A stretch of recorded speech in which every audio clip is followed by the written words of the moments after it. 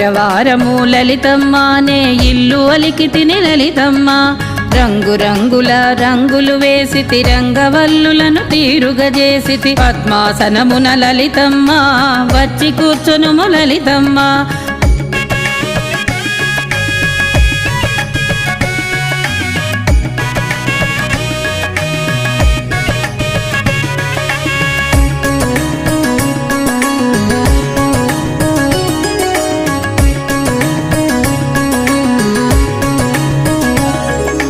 కుప్పెల కుచ్చులు జడలు ఇష్టమని మల్లెలు జాజులు మరువముతో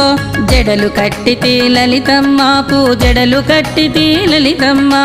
పద్మాసనమున లలితమ్మ వచ్చి కూర్చొనుము లలితమ్మ